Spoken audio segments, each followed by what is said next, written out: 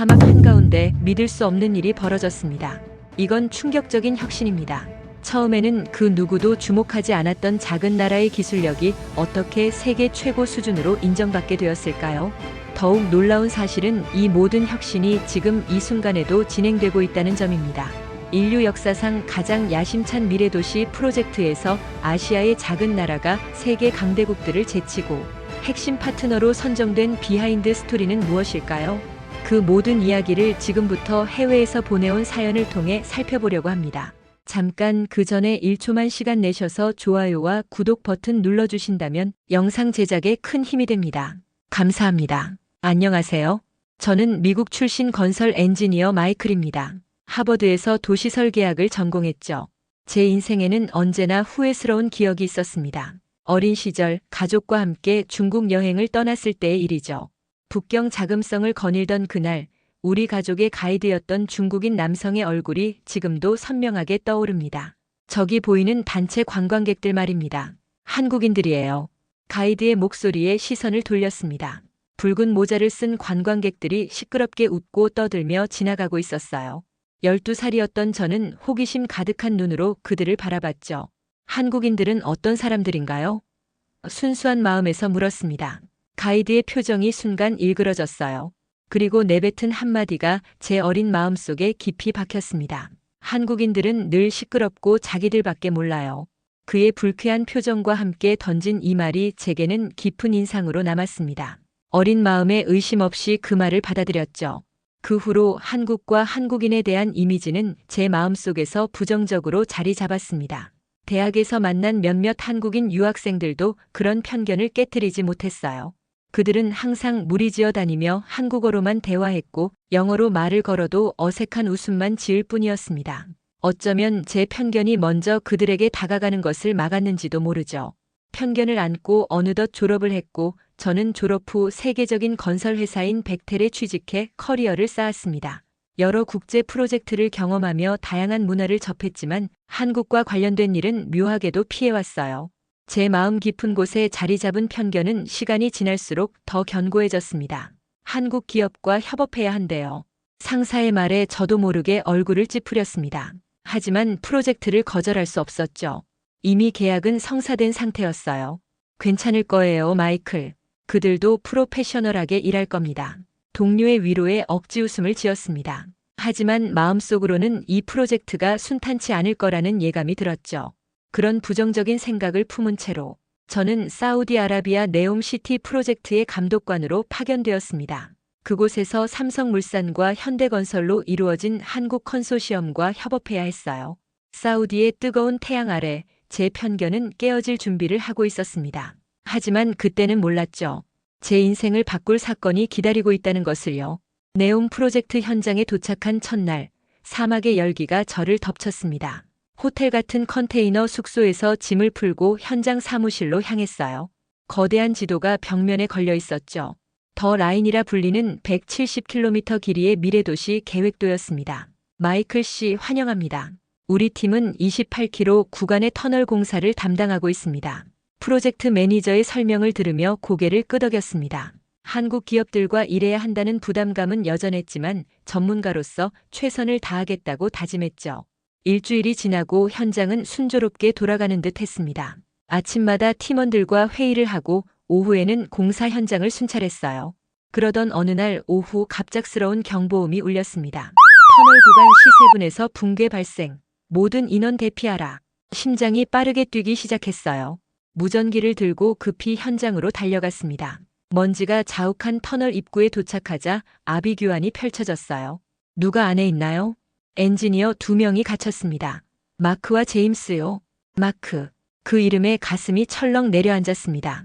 마크는 제 입사 동기이자 절친한 친구였어요. 같은 대학 출신으로 함께 파견되어 온 동료였습니다. 구조 장비는 무슨 일이 있었던 거죠? 집안이 약해서 천장이 무너졌습니다. 장비는 모두 먹통이에요. 사막 한가운데라 구조대 접근도 어렵습니다. 파괴된 콘크리트 더미 앞에서 무력감이 밀려왔어요. 흙먼지 속에서 희미하게 들리는 무전 소리. 통신은 간헐적으로만 됐습니다. 마이클, 산소가 얼마 없어. 마크의 쇠약해진 목소리가 들렸어요. 심장이 빠르게 뛰었습니다. 구조팀은 도착했지만 붕괴된 구간이 너무 위험해 접근이 불가능하다는 결론을 내렸어요. 미안합니다. 현재로서는 구조가 불가능합니다. 더 큰 장비가 필요합니다. 그 순간 모든 것이 끝났다고 느꼈습니다. 무전기를 꺼내 마크에게 말했어요. 버텨, 친구. 무슨 수를 써서라도 널 구해낼게. 하지만 제 목소리에는 확신이 없었습니다. 사막 한가운데 우리는 고립된 상태였어요. 현장 인부들의 표정에서 절망이 읽혔습니다. 해가 저물기 시작했고 사막의 밤은 빠르게 찾아왔어요. 온몸이 떨렸습니다.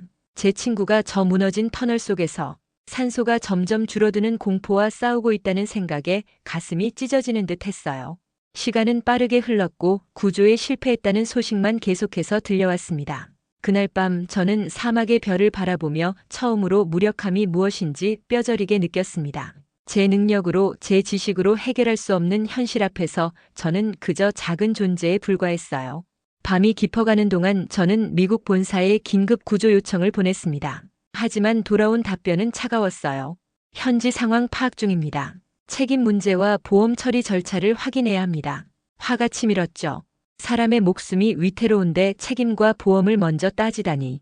사우디 정부에도 연락했지만 대응은 더딜 뿐이었습니다. 현장에 파견된 관리자는 어깨를 으쓱할 뿐이었어요. 모래 폭풍이 곧 불어올 예정입니다. 구조 작업은 위험할 수 있어요. 컨테이너 사무실로 돌아와 전화기를 들었습니다. 미국에 있는 아내에게 전화를 걸었어요. 최근 몇 주간 통화할 때마다 괜찮다고 모든 게 순조롭다고 거짓말했던 제가 무너지는 순간이었습니다. 여보, 사고가 났어. 마크가 터널 붕괴로 갇혔어. 목소리가 떨렸습니다. 아내의 걱정 섞인 목소리가 전화기 너머로 들려왔어요. 어떻게 된 거야? 구조대는 아무것도 할 수 없어. 우린 사막 한가운데 있고 구조 장비도 부족해. 회사는 책임 문제만 따지고 난 무력해. 그제서야 제 마음속에 숨겨왔던 불안감과 좌절감이 폭발했습니다.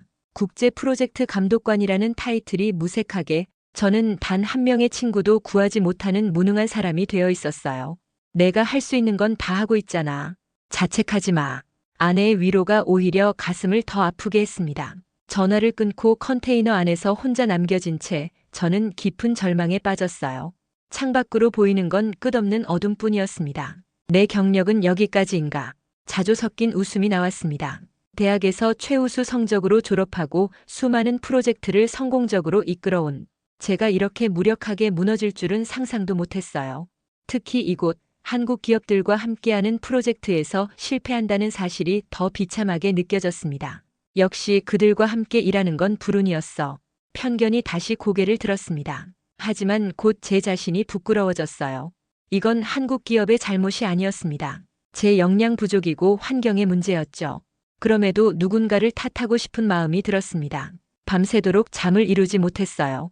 간헐적으로 들려오는 무전기 소리는 점점 약해졌습니다. 마크와 제임스의 산소는 거의 바닥나가고 있었어요. 모든 희망이 사라져가는 순간이었습니다. 컨테이너 창문에 모래알이 부딪히는 소리가 들렸습니다. 사막의 바람이 점점 거세지고 있었어요. 아침이 밝아오면 모래 폭풍이 불 거라는 예보가 있었죠. 그렇게 되면 구조는 더욱 어려워질 것입니다. 책상에 엎드려 잠시 눈을 감았습니다. 머릿속에는 마크의 웃는 얼굴이 떠올랐어요. 학창 시절부터 함께 해온 친구. 그를 잃는다는 생각에 눈물이 흘렀습니다. 그때 노크 소리가 들렸어요. 실례합니다. 마이클 씨입니까? 컨테이너 문을 열자 낯선 남성이 서 있었습니다. 새벽 4시. 그는 한국인이었어요. 네, 제가 마이클입니다만. 저는 삼성물산 구조팀 김정환입니다. 상황을 들었습니다. 김정환 씨의 뒤로 10여 명의 인원이 장비를 내리고 있었습니다. 그들의 조끼에는 삼성물산과 현대건설 로고가 나란히 있었어요. 저는 당황스러움을 감추지 못했습니다. 어떻게? 설명은 나중에 하죠. 지금은 시간이 없습니다. 현장으로 안내해 주세요. 김정환 씨의 목소리는 침착했습니다. 그의 눈빛에서 확신이 느껴졌어요. 저는 급히 외투를 걸치고 그들을 현장으로 안내했습니다. 도착하자마자 한국팀은 효율적으로 움직이기 시작했어요.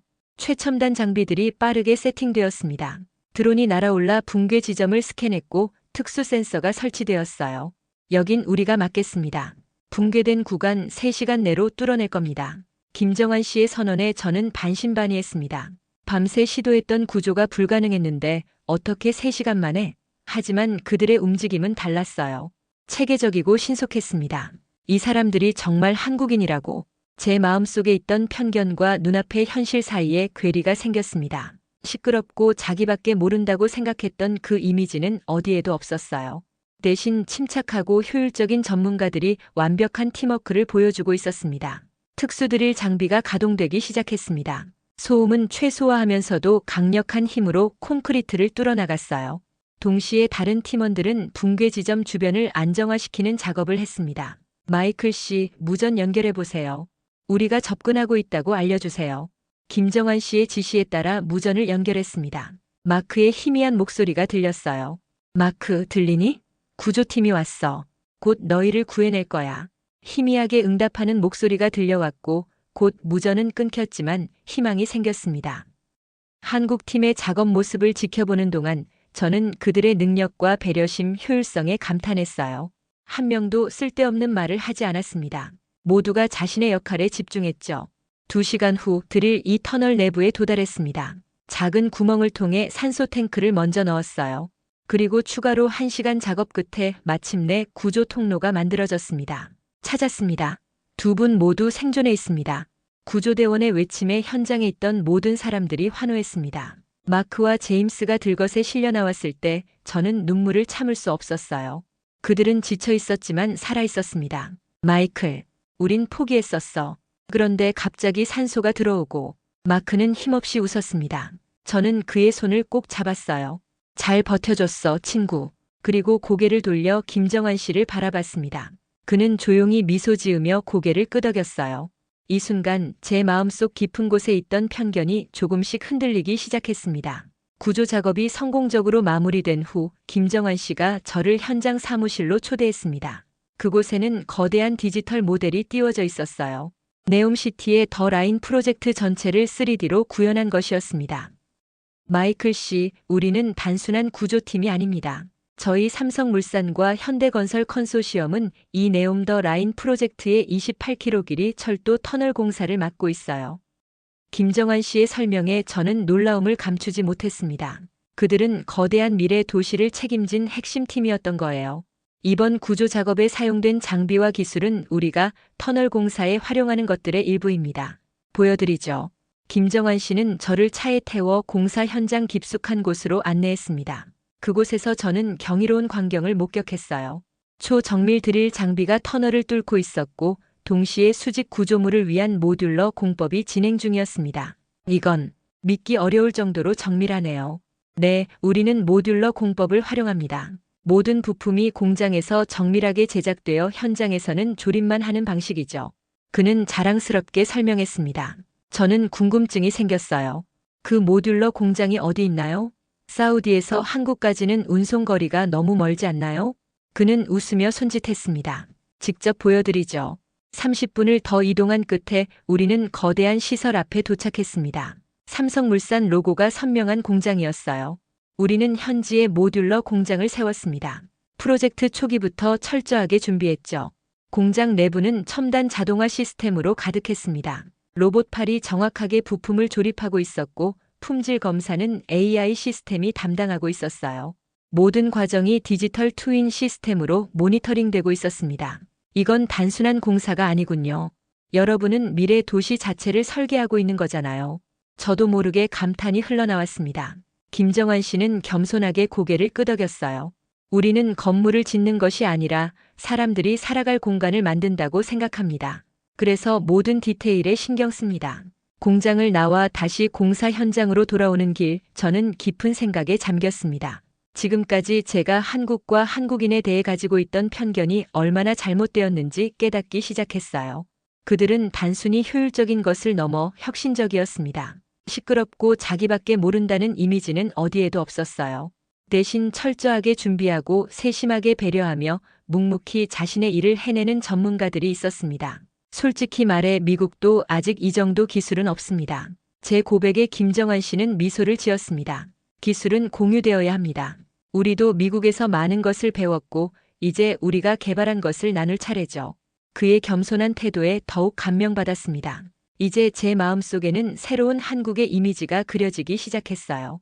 다음 날부터 저는 김정환 씨의 초대로 삼성물산과 현대건설의 공사 현장을 본격적으로 참관했습니다. 구조 작업 성공 후 복구 및 공사 재개까지 한국 기업들이 주도하는 과정을 지켜볼 수 있었어요. 이 센서들은 모두 스마트 센서입니다. 집안 상태와 구조물의 응력을 실시간으로 모니터링하죠. 김정환 씨의 설명을 들으며 공사 현장을 둘러봤습니다. 벽면에 부착된 작은 센서들이 실시간 데이터를 전송하고 있었어요. 그 데이터는 중앙 시스템으로 모여 분석되었습니다. AI 기반 공정 관리 시스템이 모든 데이터를 분석해 위험 요소를 사전에 감지합니다. 터널 붕괴 사고는 이례적인 경우였죠. 지질 조사에서 발견되지 않은 지하 수맥이 원인이었습니다. 중앙 관제실에 들어서자 수십 개의 모니터가 다양한 데이터를 보여주고 있었어요. 한 젊은 엔지니어가 디지털 트윈 시스템을 시연했습니다. 이 시스템으로 공사 전체를 가상으로 시뮬레이션합니다. 문제가 발생할 수 있는 지점을 사전에 파악하죠. 가상 공간에서 터널 공사의 모든 단계가 시뮬레이션되는 모습은 마치 공상과학 영화 같았습니다. 하지만 이것은 현실이었어요. 한국 기업들이 구현해낸 미래 기술이었습니다. 이런 기술은 어떻게 개발하셨나요? 지속적인 투자와 혁신입니다. 우리는 수십 년간 해외 프로젝트를 수행하며 기술을 발전시켜왔어요.